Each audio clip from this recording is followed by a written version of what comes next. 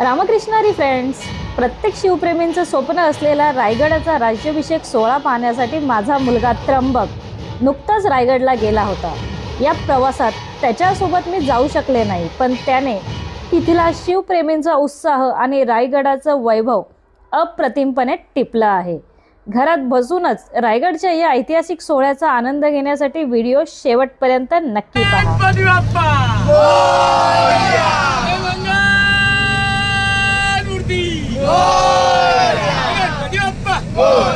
मंगलमूर्ती गणपती बाप्पा मंगलमूर्ती गणपती बाप्पा मंगलमूर्ती.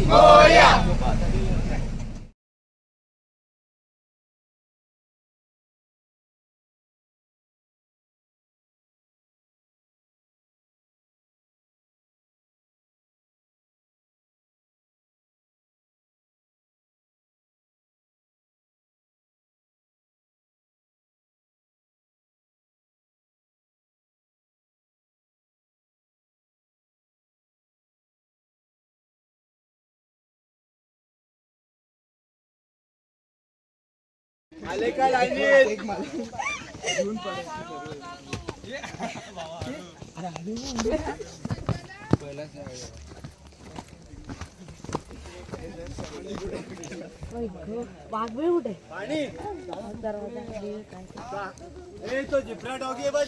याचं दुसरं महत्त्व असं आहे की याला भोप्याचा डोंगर बोलतात. आपल्या रायगड किल्ल्याचा जो घात केला आहे ना, या भोप्या डोंगराने केलेला आहे. ठीक आहे, इंग्रजांनी जेव्हा मराठी शाही संपवण्याचा जेव्हा विडा उचलला, त्यावेळेस खालून ते चारी बाजूने तोफगोळांचे तोफा चालवत होते, पण गोळे काय पोचत नव्हते. मग त्याचं काय डोके वाजत होते अभ्यासात आहे ना. त्यांनी इथे या डोंगरावरती याला भोप्याचा डोंगर बोलतात माझ्या माहितीप्रमाणे. नाही, बरोबर चुकला असेल तर माफ करा. बरोबर. हां, तर या भोप्याच्या डोंगरावरती लांब पल्ल्याच्या तोफा चढवल्या आणि ह्या डोंगरावरून तोफा सरळ आपल्या गोळे सरळ आपल्या राजसत्तेवरती राजवाड्यावर आपल्या जे जे ठिकाण होतं संपूर्ण आपल्या रायगडावरती आपल्या पडले ते. आणि आपला हा रायगड किल्ला काही महिने जळत होता. ही एवढी माहिती फक्त मला माहिती आहे, बाकी काय माहिती नाही. थँक्यू.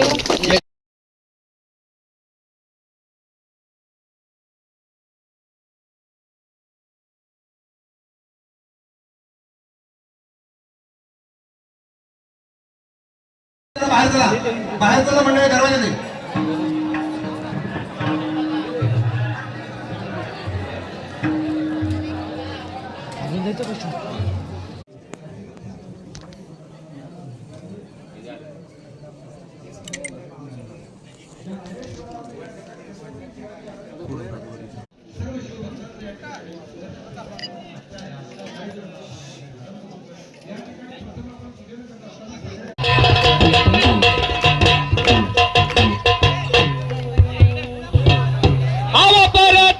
भगवतीन माया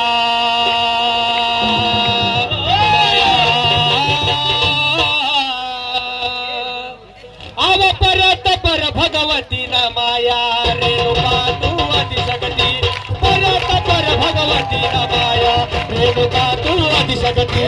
परत पर भगवतीन माया रेणुका आदिशक्ती. परत पर भगवतीन माया रेणुका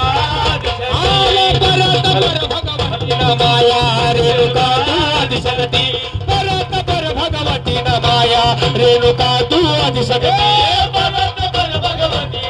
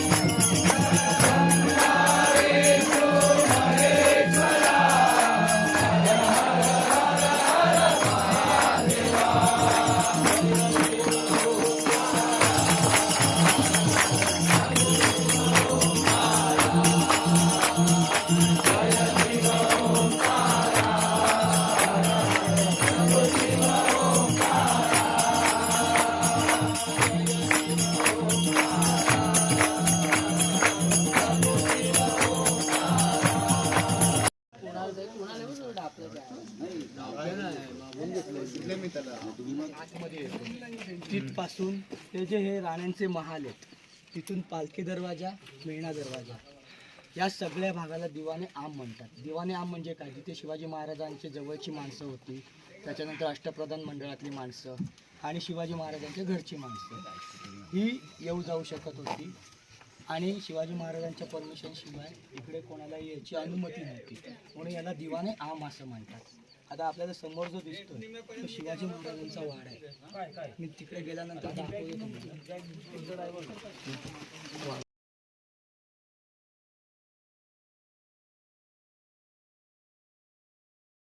इथे उभा आहोत, ही वास्तू जी आहे ही आऊसाहेबांच्या वाड्याची वास्तू आहे. हा जो चौथरा आहे हा आऊसाहेबांचा वाडा होता इथे. हा समोर जो आपल्याला दिसतोय हा शिवाजी महाराजांच्या वाड्याचा चौथरा आहे. इथे शिवाजी महाराजांनी देह ठेवला होता.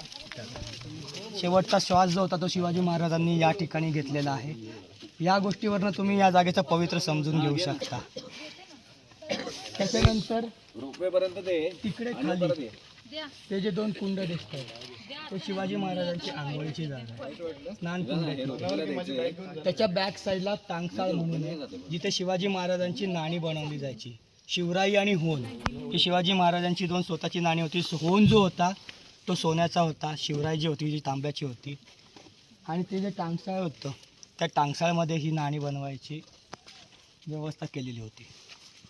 इथे समोर आहे जी आपण पालखी दरवाजानं खाली गेल्यानंतर तुम्हाला दोन स्तंभ दिसतील. ते दोन स्तंभ त्यावेळेला 7 मजली होते असं म्हणतात. तिथे शिवाजी महाराज कधीतरी टेहळणीसाठी जायचे. त्याच स्तंभामधनं जगदीश्वर मंदिरापासनं राजगड, लिंगाणा, तोरणा, सिंहगड असा प्रचंड परिसर दिसायचा. त्याच्यामुळे तिकडे शिवाजी महाराजांना जायला आवडायचं असं म्हटलं जातं. आता आपण इकडनं खाली उतरूया, राण्यांचे महाल बघूया. जे रोपवेने जाणार आहेत ते मेणा दरवाजाने खाली उतरतील आणि जे चालत येणार आहेत ते पालखी दरवाजाने खाली उतरतील. तो जो मेणा दरवाजा आहे तिकडनं दिवाने आममध्ये येण्यासाठी जी माणसं किंवा ज्या राण्या होत्या त्या मेण्यातनं यायच्या, त्यामुळे त्या दरवाजाला मेणा दरवाजा असं नाव पडलं आहे. तसंच शिवाजी महाराजांची पालखी जी होती ती ह्या साईडने यायची, त्या इकडे जो दरवाजा आहे त्यामुळे ह्या दरवाजाला पालखी दरवाजा असं नाव पडलेलं आहे. तर आता आपण इकडनं खाली जाऊया, राण्यांचे महाल बघूया, पालखी दरवाजा बघूया. खाली उतरल्यावर मी तुम्हाला ते स्तंभ दाखवतो आणि आपण तसंच गंगासागर तलावाच्या इकडनं गड पाय उतार करायला घेऊया. ते पाणी साठवण्याची सोय आली का? आणि हे स्नानगृह होतं. ती सिस्टीम दिसते पाणी जाण्यासाठी केलेली. इकडनं पाणी डायरेक्ट गडाच्या आजूबाजूला कुठे नाही, मध्ये राण्यांचे महाल आहेत तिथेही पाणी जात नाही. हे पाणी डायरेक्ट गडावरनं खाली जातात. ही सिस्टीम आतल्या आत केलेली आहे. हे जे टेक्निक आहे त्यावेळेला हिरोजी इंदोरकरांनी शोधून काढलेली टेक्निक आहे. तसंच गडावरती आपल्याला एक होका यंत्र पण दिसतं. होका यंत्र नाही, सॉरी, पर्जन्यमापक. हे ते हा कुठे गेला सिद्धेश? तिथे आहे. हां, एक गोष्ट सांगायची राहिली तुम्हाला. अष्टप्रधान मंडळाचे वाडे सगळ्यांनी येताना बघितले असतील, पण त्या अष्टप्रधान मंडळाचे तिथे 7च वाडे आहेत. ते 7 वाडे यासाठी आहेत कारण का हंबीराव मोहिते जे होते ते नॉनव्हेज खायचे आणि त्याच्यासाठी त्यांचा वाडा जो आहे तो आपण जिकडे झोपडी राहतो त्याच्या मागे वेगळा बांधलेला आहे. आणि ह्या वाड्यांपेक्षा तो वाडा थोडाफार प्रशस्त आहे कारण का ते सरसेनापती होते स्वराज्याचे. त्याच्यासाठी त्यांचा वाडा जो आहे ना तो वेगळा बांधलेला आहे. त्याच्यानंतर जे मी टांगसाळ बोललो जिथे नाणी तयार व्हायची ती जागा ही होती टांगसाळ. तिकडे आपण पुढे जाऊया. ही जी जागा आहे ही धान्य कोठारे असं म्हटलं जातं. इकडे सगळं जे धान्य आहे हे साठवून ठेवलं जायचं. हे खाली जे आपल्याला दिसतात हे सगळे अष्टप्रधान मंडळाचे वाडे आहेत. हे वाडे इथे बांधण्याचं कारण असं की शिवाजी महाराजांना जर काय अष्टप्रधान मंडळाशी चर्चा करायची झाली तर अष्टप्रधान मंडळ शिवाजी महाराजांच्या जवळ असलं पाहिजे. त्यासाठी त्याची संरचना इथे केली गेलेली आहे. इकडनं खाली गेल्यानंतर आपल्याला व्याडेश्वरचं मंदिर दिसतं. काल आपण वाघ दरवाजाने जाताना बघितलेलं. इकडे समोर जो आपल्याला दिसतोय आता हा आहे मेणा दरवाजा. जे मी तुम्हाला म्हणलं जिथनं महाराजांच्या पालख्या यायच्या, हा मेणा दरवाजा आहे. तिथनं सरळ खाली उतरलं की आपण रोपवेला जातो, त्याच्या बॅक साईडला हिरकणी बुरुज आहे. आणि इथनं सरळ खाली उतरलं की पालखी दरवाजा. हे राण्यांचे महाल आहेत. आता आतमध्ये मला राण्यांच्या महालाची पण एखाद्या महालाची आपण संरचना बघून घेऊ. आपण ज्या आता उभे आहोत त्या वास्तूला राण्यांचे महाल म्हणतात. हे 7 महाल आहेत. त्याच्यापैकी 6 महाल जे आहेत ते कनेक्टेड आहेत. प्रत्येक महालाला आतमध्ये येण्यासाठी इंडिव्हिज्युअल दरवाजा आहे, पण त्यातले 6 महाल जे आहेत ते तुम्ही एका दरवाज्यातनं आत आले तर त्या 6 महालांपैकी कुठल्याही महालामध्ये या वाटेने जाऊ शकत होता. आणि एक महाल जो आहे तो सेपरेट आहे. समोर जी आपल्याला भिंत दिसते ही त्या काळातलीच भिंत आहे. ही आत्ताचं बांधकाम नाही, हे सगळं त्या काळातलं बांधकाम आहे. इथलंही बांधकामाच्या ज्या चिरा आहेत त्या चिरा देखील गंगासागर तलाव, हत्ती तलाव यासारखे रायगडावरती जवळपास 22 तलाव आहेत आणि छोटे मोठे जवळपास 18 तलाव आहेत. त्या तलावांमधनं खोदकाम करताना जे दगड निघालेत त्याच दगडांनी हे बांधकाम केलेलं आहे. ह्या बांधकाम तुम्ही आत्ता पण जरी बघितलं तरी बांधकामाची सपाटी, बांधकामाची रुंदी, लांबी सगळीकडे बघितलं तर तुम्हाला एक समान दिसेल. जवळपास 300-350 वर्ष उलटून गेलेली आहेत तरी पण या बांधकामाला अजूनपर्यंत धक्का लागलेला नाही आहे. मुघलांनी आक्रमण करून झालं, इंग्रजांनी आक्रमण करून झालेलं तरी पण रायगड जवळपास 3 ते 3.5 महिने जळत होता. तरी पण ह्या ज्या भिंती आहेत त्यांना अजूनपर्यंत कोणी हलवू शकलेलं नाही आहे. तसंच हा जो आहे हा मुख्य वाड्याचा चौथरा आहे. हा इथे जी रूम असायची, आता राण्यांचा महाल आहे. राण्यांना भेटायला जी माणसं येणार ती डायरेक्ट राण्यांना भेटू शकणार नाही. मग हा जो पहिला चौथरा आहे त्या माणसांना पहिले इथे बसवलं जायचं. तो मागचा जो चौथरा दिसतो तिथे राण्यांचा महाल असायचा. इकडे आलेला माणूस बघ जेव्हा यायचा त्यावेळेला राणीला सूचना दिली जायची की बाबा तुम्हाला भेटायला असे लोक आलेले. त्यानंतर आयदर राणीसाहेब ज्या आहेत त्या इथे येऊन माणसांना भेटायचे किंवा मग ती माणसं जर खास असतील तर राणीसाहेब त्यांना तिकडे बोलून द्यायचे. आता आतल्या साईडला त्या काळातले जे टॉयलेट्स आहेत त्याची सोय आहे ती कशी केली ती दाखवतो मी तुम्हाला. ही स्नानगृह आहे, म्हणजे ही रूम आणि आतमधली रूम, या दोन्ही रूमबद्दल इतिहासकारांच्या वेगवेगळी मतं आहेत. काही जणांचं म्हणणं आहे की हे स्वयंपाकघर आहे, काही जणांचं म्हणणं आहे की हे स्नानगृह आणि त्या काळचं टॉयलेट आहे. आता प्रत्येक इतिहासकाराने आपापल्या परीने अभ्यास करून वेगळी वेगळी मतं मांडलेली आहेत.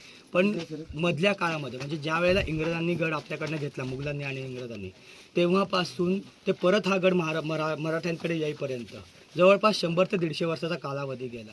आणि त्याच्यामुळे त्या काळामध्ये इंग्रजांनी स्वतःसाठी किंवा मुघलांनी स्वतःसाठी या गडावरती काही चेंजेस करून घेतलेले. त्यामुळे आपण एक्झॅक्टली आज पण सांगू शकत नाही आहे की ही वास्तू नेमकी कुठली असू शकते.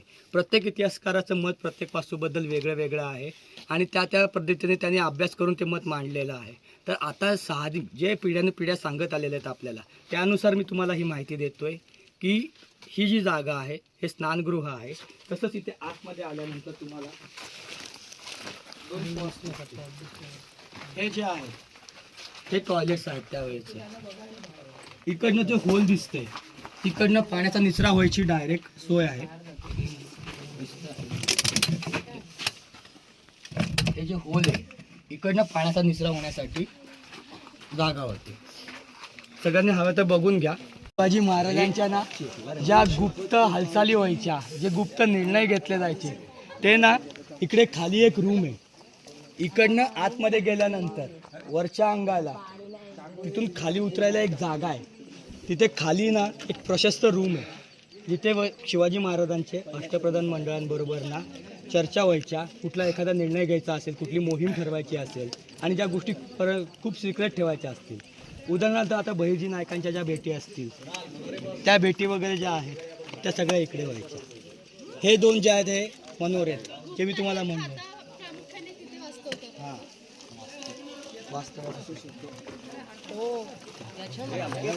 समोर जे आपल्याला दिसतंय ते आहे टकमक टोक. कारण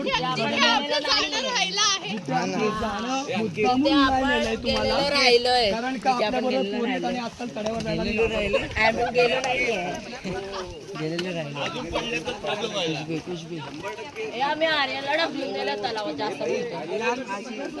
जी वरची रिंग आहे त्याला माणसं बांधून जायची आणि त्यांना कोड्यांची शिक्षा दिली जायची. आता या तिघांपैकी खरी हा एक तर हत्तीचं ते याच्यासाठी किंवा घोडे आपल्या जे काही छोटे मोठे चोरी वगैरे असे काही गुन्हे व्हायचे त्याच्यासाठी जी शिक्षा असायची ती शिक्षा इथे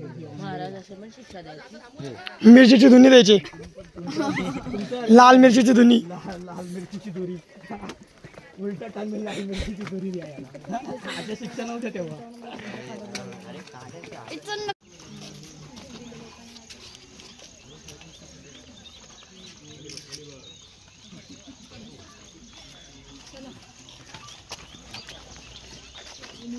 राजाभिषेकला येत आहे.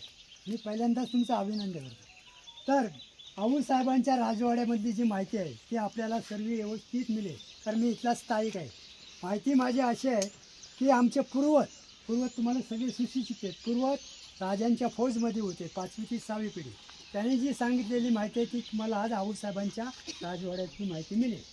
परंतु आपल्या स्वप्नात असा रायगड कधीच दिसत नाही. तो रायगड स्वप्नात आपल्या साकार रायगड कुठून दिसतो तर ह्या आऊसाहेबांच्या राजवाड्यातून. थोडंसं धुकाले हा समोरचाच रायगड, तालापासून शेवटपर्यंत रायगड इथूनच क्लिअर दिसतो, वरून असा दिसत नाही, वरचा परिसर दिसेल.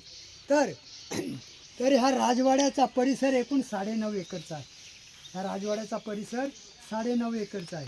मग या 9.5 एकरमध्ये आऊसाहेबांना आणण्याची गरज काय, तर त्यांना रायगडचं हवामान सूट व्हायचं नाही, म्हणून रायगडच्या पायथ्याला त्यांच्यासाठी राजांनी त्यांच्यासाठी हा राजवाडा बांधलेला आहे.